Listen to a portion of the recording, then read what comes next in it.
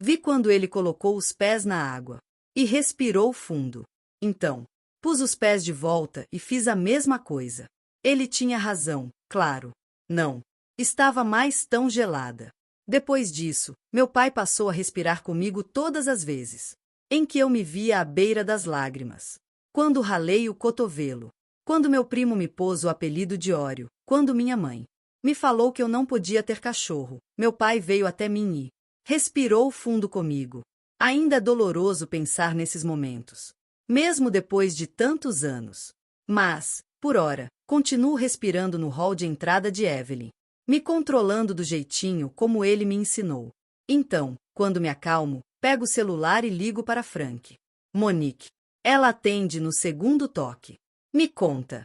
Como estão as coisas? Estão indo bem. Respondo. Fico surpresa com a tranquilidade na minha voz. Evelyn é tudo o que se pode esperar de um ícone. Ainda está maravilhosa. Carismática como sempre. E estamos avançando.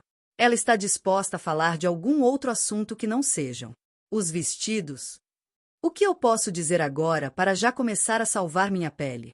Ela está bem reticente sobre qualquer outra coisa que não seja divulgar o leilão, sabe? Estou sendo boazinha por enquanto, tentando ganhar a confiança dela antes de começar a insistir. Ela posaria para uma capa? Ainda é cedo demais para saber. Confia em mim, Frank. Digo, detestando a sinceridade com que minhas palavras saem. Sei o quanto isso é importante. Mas no momento só estou concentrada em fazer Evelyn gostar de mim, para tentar ganhar alguma influência e conseguir o que a gente quer. Certo? Frank responde. Obviamente, vou querer mais que algumas aspas sobre vestidos, mas só isso já seria mais do que as outras revistas conseguiram em décadas. Então, Frank continua falando, mas eu paro de ouvir. Estou concentrada demais no fato de que Frank não vai conseguir nem essas aspas. E eu vou ter mais, muito mais. Preciso desligar. Aviso. Eu e ela vamos retomar a conversa daqui a pouco. Desligo o telefone e solto o ar com força. Eu dou conta dessa porra toda. Quando entro no apartamento, escuto a voz de Grace na cozinha. Abro a porta vai e vem e vejo que ela está cortando caules de flores. Desculpe incomodar. Evelyn falou para a gente se encontrar no escritório dela, mas não sei onde é. Au, diz Grace, baixando a tesoura e limpando as mãos numa toalha. Vou mostrar para você. Ela me conduz por uma escada até o gabinete de Evelyn.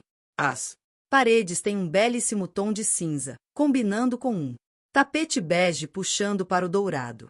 As janelas enormes são emolduradas por cortinas azul escuras, e do outro lado da sala há prateleiras de livros embutidas nas paredes. O sofá cinza azulado fica diante da escrivaninha enorme com tampo de vidro. Grace sorri e me deixa à espera de Evelyn. Largo a bolsa no sofá e verifico meu celular. Fica você com a mesa. Evelyn diz quando entra e me entrega um copo d'água. Acho que isso só vai funcionar se eu falar e você escrever. Pois é, respondo, me acomodando na cadeira atrás da mesa. Nunca tentei escrever uma biografia antes. Afinal, não sou biógrafa. Evelyn me lança um olhar daqueles. Ela se senta à minha frente, no sofá. Me deixe explicar uma coisa para você. Quando eu tinha 14 anos, minha mãe já era falecida, e eu morava com meu pai. Quanto mais velha eu ficava, mais ficava claro que era uma questão de tempo até meu pai querer me casar com um amigo seu, ou um chefe, ou alguém que facilitasse a vida dele. E, sendo bem sincera, quanto mais meu corpo se desenvolvia, menos segura eu me sentia de que meu pai não fosse tentar alguma gracinha comigo também. A penúria era tanta que a gente roubava a eletricidade do vizinho de cima. Tinha uma tomada do nosso apartamento ligada no quadro de força dele, então era para lá que iam todos os aparelhos elétricos da casa. Se eu precisasse fazer lição de casa, ligava o abajur. Naquela tomava e sentava lá com meu livro. Minha mãe era uma santa. De verdade. Era de uma beleza estonteante, uma cantora maravilhosa, com um coração de ouro. Durante anos antes de morrer, ela sempre me dizia que a gente ia embora de Hell's Kitchen para ir direto para Hollywood. Ela dizia que ia ser a mulher mais famosa do mundo e ia comprar uma mansão na praia para nós. Eu fantasiava com nós duas nessa casa, dando festas, bebendo champanhe. Aí ela morreu, e foi como despertar de um sonho. Eu ia continuar em Hell's Kitchen para sempre. Eu era linda, mesmo aos 14 anos. Ah, eu sei que o mundo prefere mulheres que não têm noção do próprio poder, mas estou de saco cheio disso. A verdade é que quando eu passava, as pessoas olhavam, e eu não tinha orgulho nenhum disso. Não fui eu que fiz meu rosto assim, nem meu corpo. Mas também não vou sentar aqui e dizer, ai, sério? As pessoas me achavam bonita mesmo? Como uma garotinha fútil. Minha amiga Beverly conhecia um cara do prédio dela chamado Ernie Dias, que era eletricista. E Ernie conhecia um cara na M&M. Pelo menos era o que diziam no bairro. E um dia Beverly me contou que ouviu falar que Ernie estava arrumando um emprego como instalador de iluminação em Hollywood. Então, nesse fim de semana, inventei uma razão para ir até a casa da Beverly sem querer. Bati na porta do Ernie. Eu sabia exatamente onde Beverly estava. Mas bati na porta do Ernie e perguntei, você viu a Beverly Gustafson por aí? Ernie tinha 22 anos.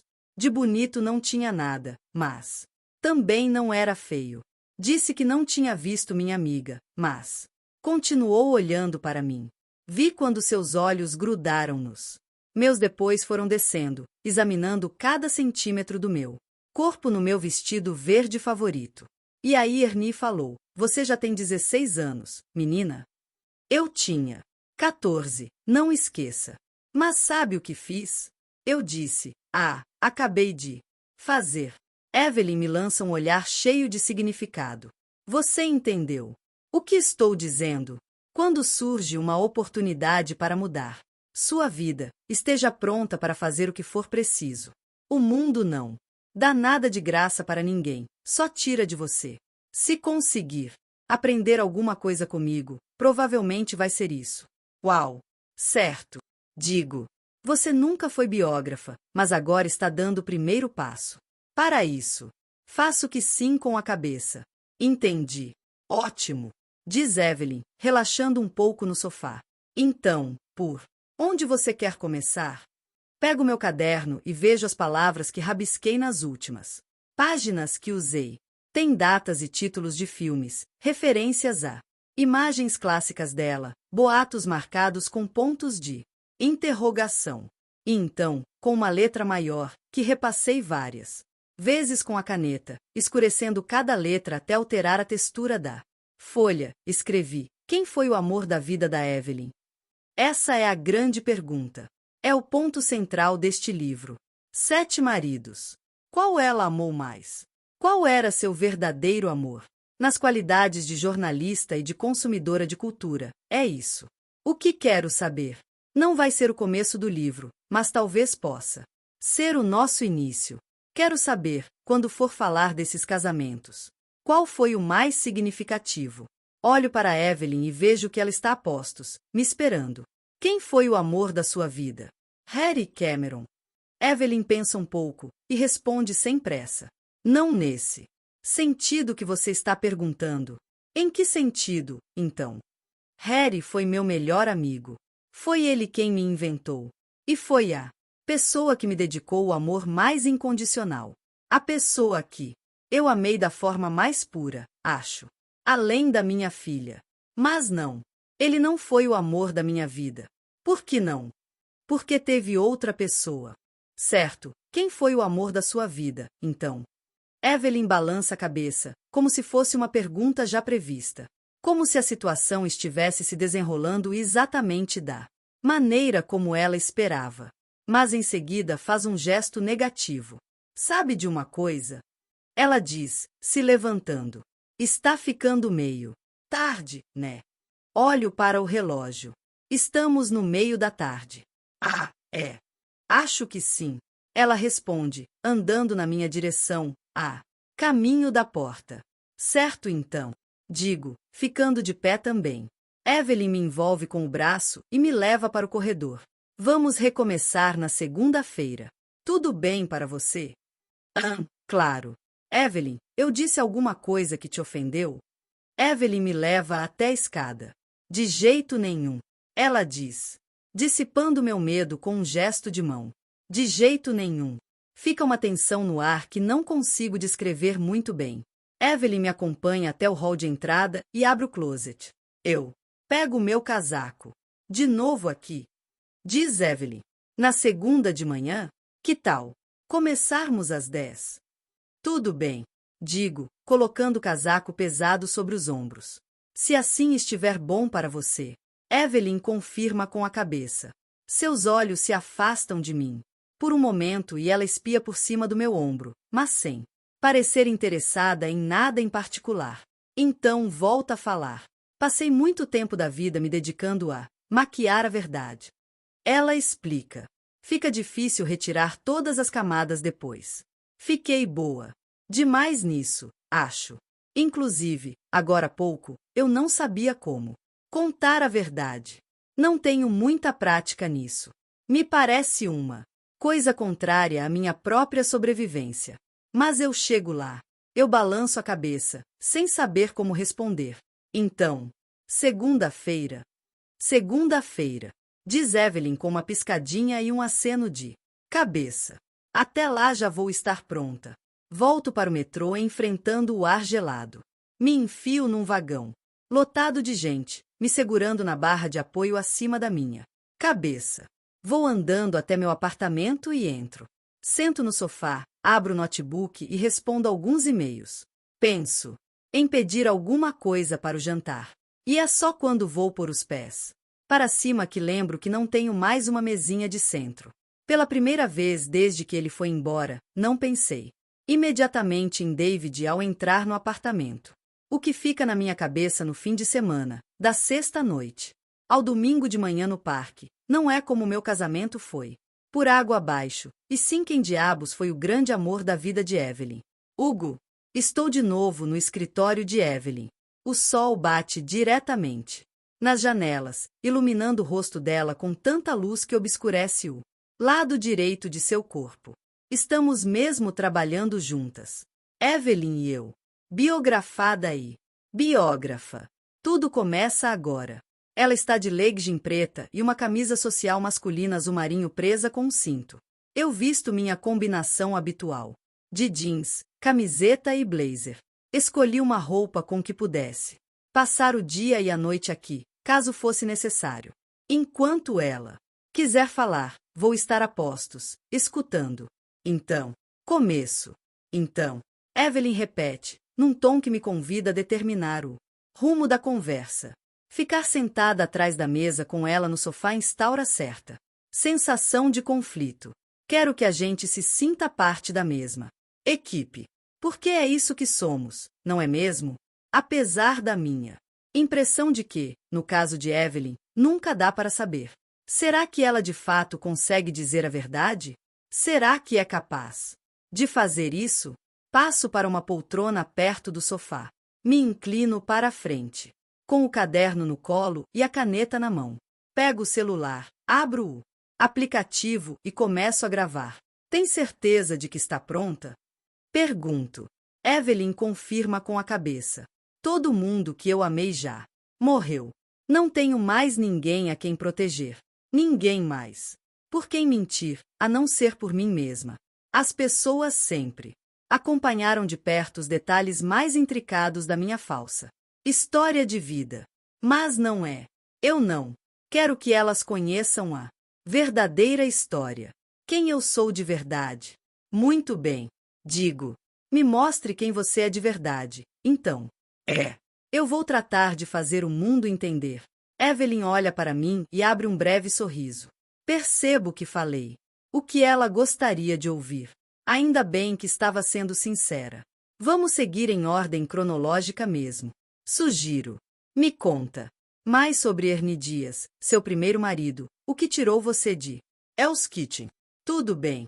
Evelyn concorda, assentindo com a cabeça. Começar por ele ou por qualquer outro dá na mesma. O pobre. Ernie Dias. Minha mãe era corista no circuito Off-Broadway. Veio de Cuba. Com meu pai aos 17 anos. Quando fiquei mais velha, descobri que corista também era um eufemismo para prostituta. Não sei se ela era ou não.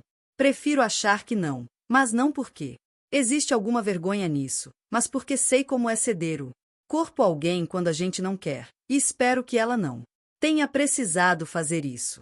Eu tinha 11 anos quando ela morreu de pneumonia. Obviamente não tenho muitas lembranças dela, mas me recordo de seu cheiro de baunilha barato, e que ela fazia um caldo galego.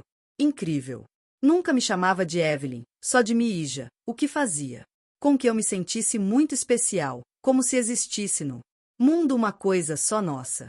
Acima de tudo, minha mãe queria ser estrela de cinema. Realmente achava que precisava tirar a gente de onde estava e largar meu pai para conquistar um lugar sob os holofotes. Eu queria ser igualzinha a ela. Muitas vezes desejei que ela tivesse me dito alguma coisa no leito de morte que eu pudesse levar comigo para sempre. Mas só descobrimos o quanto ela estava doente quando era tarde demais. A última coisa que ela me falou foi: diga a tu padre que estarei na cama. Diga para o seu pai que vou estar na cama. Depois que ela morreu, eu só chorava no chuveiro, onde ninguém podia me ver nem me ouvir e não dava para saber o que eram lágrimas e o que era água. Não sei por que fazia isso. Só sei que, depois de alguns meses, já conseguia tomar banho sem chorar. E então, no verão seguinte à morte dela, comecei a tomar corpo. Meus peitos começaram a crescer e não pararam mais. Aos 12 anos tive que revirar as coisas da minha mãe em busca de um sutiã que me servisse. O único que encontrei era pequeno demais, mas passei a usar mesmo assim.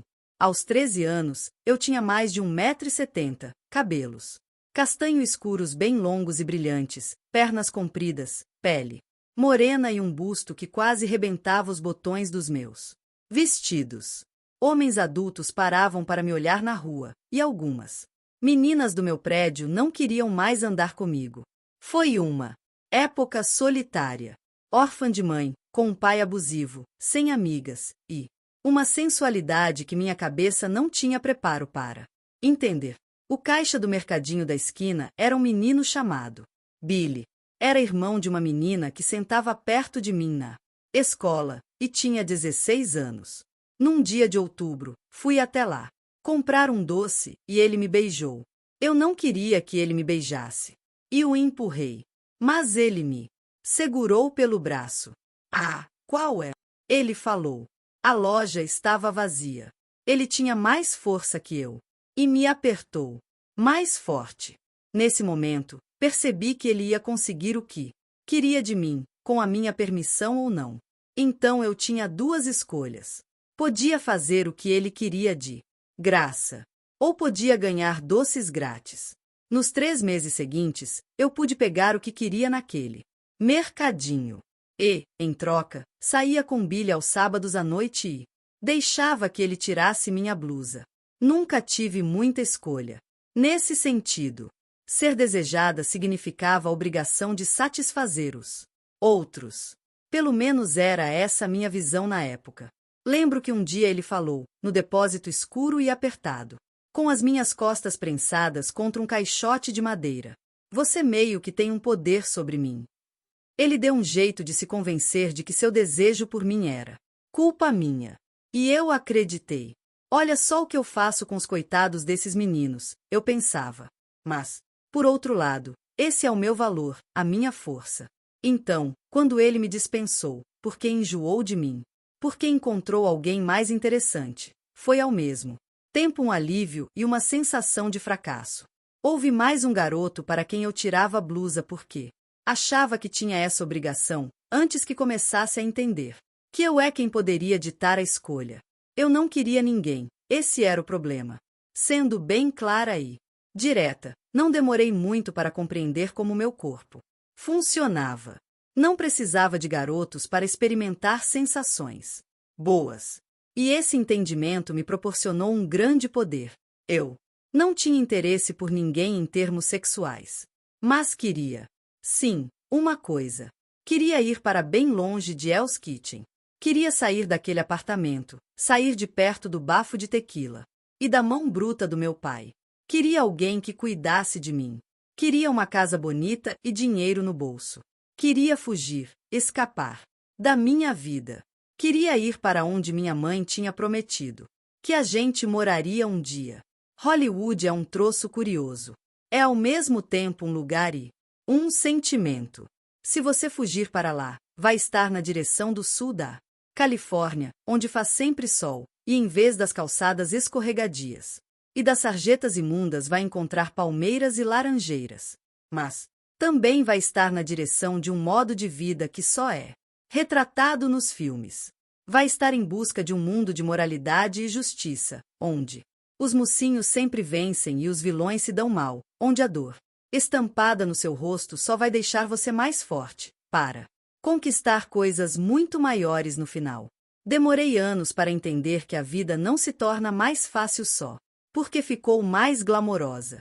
Mas eu não tinha como entender isso aos 14 anos. Então coloquei meu vestido verde favorito, que já ficará pequeno, e fui bater na porta do sujeito que, segundo ouvi dizer, estava indo para Hollywood. Só de olhar para a cara dele deu para perceber que Ernie Dias ficou contente em me ver. E foi assim que perdi minha virgindade, em troca de uma carona até Hollywood. Ernie e eu nos casamos em 30 de janeiro de 1953. Eu me tornei Evelyn Dias. Tinha só 15 anos na época, mas meu pai topou assinar a papelada. Acho que Ernie desconfiava que eu era menor de idade. Mas menti na cara dura, e ele não pareceu dar muita bola. Não era um cara feio, mas também não era nem inteligente nem charmoso. Não ia ter muitas outras chances de casar com uma menina linda. Acho que ele sabia disso. E foi esperto o bastante para agarrar a chance quando apareceu. Alguns meses depois, Ernie e eu entramos no seu Plymouth 49 e partimos para o oeste. Moramos com os amigos dele até Ernie conseguir um emprego como contra-regra. Logo tínhamos dinheiro suficiente para conseguir um apartamento só nosso. Ficava na esquina da Detroit Street com a de Longpre. Ganhei umas roupas novas e ainda sobrava alguma coisa para preparar um assado nos fins de semana. Eu precisava terminar o colégio, mas Ernie não ia ficar conferindo meus boletins, e estava na cara que a escola era perda de tempo. Eu tinha ido a Hollywood com um objetivo, e era isso que eu ia fazer. Em vez de ir à aula, eu ia almoçar no Formosa Café todos os dias. E ficava para o happy hour. Tinha ficado sabendo da existência desse lugar pelas revistas de fofocas. Sabia que era um ponto de encontro de gente famosa. E ficava bem ao lado de um estúdio de cinema. Aquele predinho vermelho com letreiro em letra cursiva e todo preto virou meu ponto de peregrinação diária. Eu sabia que era uma coisa meio patética, mas era minha única opção. Se eu quisesse ser atriz, teria que ser descoberta. E não sabia como conseguir isso, a não ser estando nos lugares onde a fauna do cinema poderia estar também. Então eu aparecia todos os dias e ficava lá, com um copo de Coca-Cola à minha frente. Passei tanto tempo nessa palhaçada que no fim o balconista cansou de fingir que não entendia o que estava rolando. Olha só, ele me falou depois de umas 3 semanas. Se quiser ficar aqui esperando que o Humphrey Bogart apareça algum dia, tudo bem. Mas precisa fazer alguma coisa útil enquanto isso. Não dá para ficar ocupando um lugar que poderia ser de um cliente só, comprando uma garrafa de refrigerante. Ele era mais velho, devia ter uns 50 anos, mas seus cabelos ainda eram grossos e escuros. As rugas da testa dele me faziam lembrar do meu pai. O que você quer que eu faça? Perguntei. Senti um pouco de temor de que ele fosse pedir uma coisa que eu já tinha entregado para Ernie, mas ele me jogou um avental e me mandou ir anotar uns pedidos. Eu não fazia ideia de como era o trabalho de uma garçonete, mas claro que não ia falar nada. Tudo bem, respondi. Por onde eu começo? Ele apontou para as mesas do café, enfileiradas uma do lado da outra. Aquela é a mesa 1. O resto você pode descobrir. Contando. Certo. Falei. Entendido. Levantei do banquinho do balcão e saí andando na direção da mesa 2, onde 3 homens de terno estavam sentados, conversando, com os cardápios fechados. Ei, garota! O balconista me chamou. Sim. Você é uma belezura. Aposto 5 pratas que vai conseguir o que quer. Anotei 10 pedidos, entreguei o sanduíche errado para 3 clientes e faturei $4 pelo dia de trabalho. 4 meses depois, Harry Cameron, na época um jovem produtor do Sunset Studios, foi até o café para conversar com um executivo que estava no set de filmagem ao lado do café. Os dois pediram filés. Quando entreguei a conta, Harry me olhou de cima a baixo e falou: "Meu Deus." 2 semanas depois, eu tinha um contrato com o Sunset Studios. Fui para casa e falei para o Ernie que tinha sido um choque. Alguém do Sunset Studios se interessar por mim. Disse que ser atriz poderia ser um bico divertido, uma forma de passar o tempo. Até virar mãe e assumir meu verdadeiro trabalho. Um papo furado. De marca maior. Não tinha nem 17 anos na época, mas Ernie achava que eu era mais velha. Foi no fim de 1954. Então passei a acordar de manhã cedo e ir para o Sunset Studios. Apesar de não ter a mínima noção do ofício de atriz quando comecei, tratei de tentar aprender. Fui figurante em algumas comédias românticas. Ganhei uma fala num filme de guerra. E por que ele não faria isso? Era essa a fala. Interpretei uma enfermeira que cuidava de um soldado ferido. Numa cena, o médico dizia em tom brincalhão que o soldado estava dando em cima de mim, e eu respondia: "E por que ele não faria isso?" Minha atuação foi digna de uma criança de 5º ano, numa peça de escola, com um leve sotaque nova-iorquino. Nessa época, muita coisa que eu falava saía com esse sotaque. Eu falava inglês como uma nova-iorquina e falava espanhol como uma americana. Quando o filme foi lançado, Ernie e eu fomos assistir. Ele achou divertido ver a mulherzinha dele dizer uma fala no cinema. Eu nunca tinha ganhado dinheiro na vida, e a essa altura estava tirando mesmo que Ernie, depois de ele ser promovido a chefe dos contra-regras. Então perguntei se podia usar meu pagamento para fazer aulas de teatro. Preparei um arroz com polo para ele nessa noite, e não tirei meu avental quando toquei no assunto.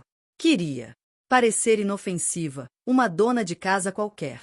Achei que conseguiria ir mais longe se não representasse uma ameaça. Era irritante ter que pedir a ele uma coisa que seria paga com meu próprio salário. Mas eu não vi alternativa. Claro, ele falou: "Acho uma ideia inteligente. Você vai progredir, e quem sabe pode até estrelar um filme algum dia." Eu tinha certeza de que isso ia acontecer. Me deu vontade de dar um soco na fuça dele. Mas hoje entendo que não era culpa do Ernie. Nada daquilo era. Eu fingia ser outra pessoa para ele. E depois comecei a me irritar, porque Ernie não via quem eu era de verdade. 6 meses depois, eu já conseguia recitar uma fala de forma convincente. Não era uma boa atriz, de jeito nenhum, mas já era aceitável. Trabalhei em mais 3 filmes, todos com participações pequenas. Tinha ouvido falar que o papel de filha adolescente do Stu Cooper, numa comédia romântica, estava disponível. E decidi que era isso que queria. Então fiz uma coisa que nem todas as atrizes do meu nível na época teriam coragem de arriscar. Fui bater na porta de Harry Cameron. "Evelyn," ele falou, todo surpreso ao me ver. "A que devo a honra?" "Eu quero o papel de Caroline." Falei. "Em O Amor Não É Tudo." Harry fez um gesto para eu me sentar. Era bem bonitão para um executivo. No estúdio tinha um monte de produtores barrigudos, já ficando carecas. Mas Harry era alto e magro. Era jovem. Eu achava que ele não devia ter nem 10 anos a mais que eu. Usava ternos com bom caimento, que sempre combinavam com seus olhos azuis.